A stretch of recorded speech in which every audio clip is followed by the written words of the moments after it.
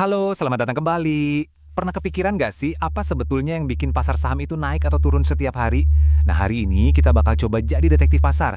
Kita akan lacak jejak uang untuk mengungkap cerita di balik angka-angka yang kita lihat. Jadi ini pertanyaan utamanya. Hari ini pasar saham warnanya hijau, bagus. Tapi siapa atau apa nih yang jadi pahlawan di baliknya? Yuk kita selidiki bareng-bareng.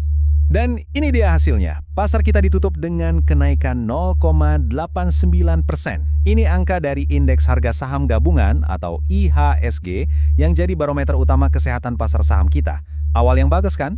Tentu aja, lihat angka hijau itu seneng. Tapi buat investor yang jeli, tahu angkanya doang itu nggak cukup. Pertanyaan yang jauh lebih penting adalah, kenapa pasarnya naik? Apa yang jadi motor penggeraknya? Kenaikan ini setara dengan 72 poin yang membawa IHSG ke level 8.285. Nah, di balik semua ini kan ada ribuan transaksi ya, tapi ada satu pemain kunci yang gerak-geriknya menarik banget buat kita pantau hari ini, yaitu investor asing. Sekarang kita bakal bahas satu istilah yang mungkin sering banget Anda dengar di berita-berita keuangan, net foreign buy atau beli bersih asing. Kedengarannya mungkin agak ribet, tapi percayalah konsepnya super simple. Yuk kita pecahin bareng-bareng. Gini deh, coba bayangin ada timbangan. Di satu sisi, kita taruh semua uang investor asing yang dipakai buat beli saham di Indonesia. Di sisi satunya lagi, kita taruh semua uang yang mereka tarik keluar dari hasil jual saham. Nah, kalau sisi pembelian lebih berat, itulah yang kita sebut net buy. Sederhana kan? Sekarang, ayo kita lihat angkanya langsung. Cuma pakai dua data sederhana ini aja, kita bisa lihat dengan jelas gimana kondisi timbangannya hari ini. Mari kita lihat buktinya. Pertama, kita lihat sisi pembelian. Investor asing membanjiri pasar kita dengan, wow, 3,2 triliun rupiah.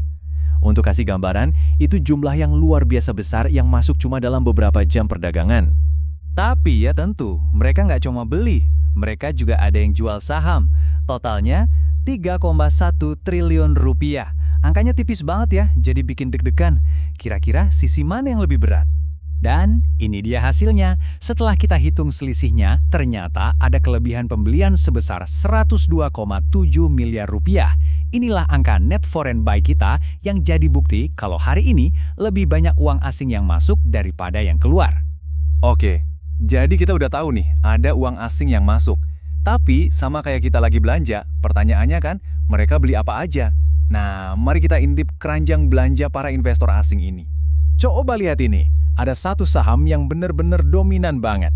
Bank Mandiri atau BMRI jadi primadona dengan suntikan dana asing sebesar 243,4 miliar rupiah. Jauh banget ninggalin peringkat kedua dan ketiga, yaitu BBRI dan Bull. Angka segini untuk satu saham aja, itu bukan hal yang biasa loh. Ini nunjukin ada keyakinan yang luar biasa dari investor global terhadap prospek Bank Mandiri, setidaknya untuk hari ini.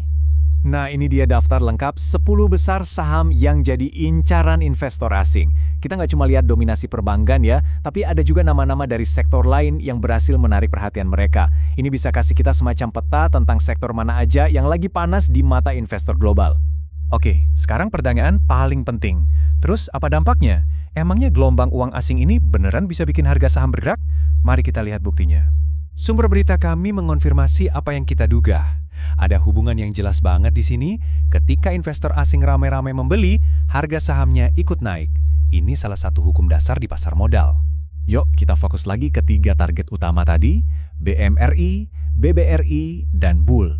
Ingat ya, ini adalah saham-saham yang paling diburu oleh investor asing hari ini. Dan lihat deh hasilnya, ketiganya kompak ada di zona hijau. BMRI dan BBRI nunjukin kenaikan yang sehat. Tapi coba lihat BULL. Saham ini meroket lebih dari 12%. Ini adalah contoh sempurna gimana derasnya arus beli asing bisa jadi bahan bakar roket untuk harga sebuah saham. Oke, setelah kita lihat semua detail ini, coba kita mundur sedikit. Kenapa sih kita harus peduli sama satu data ini, arus dana asing? Apa artinya semua ini buat kita? Nah, ini dia kuncinya. Arus dana asing itu sering dianggap sebagai smart money atau uang pintar. Soalnya, investor institusional besar ini biasanya melakukan riset yang sangat mendalam. Jadi ketika mereka ramai-ramai masuk dan membeli, itu bisa jadi sinyal kuat adanya kepercayaan terhadap ekonomi dan pasar Indonesia. Ini tuh kayak barometer sentimen global terhadap negara kita. Tentu saja, ini baru cerita dari 1 hari perdagangan. Pertanyaan yang tersisa adalah, apakah ini awal dari sebuah tren baru? Kemana uang pintar ini akan mengalir selanjutnya? Nah, itulah yang bikin dunia pasar saham nggak pernah membosankan. Terima kasih sudah menyimak, sampai jumpa di penelusuran kita berikutnya.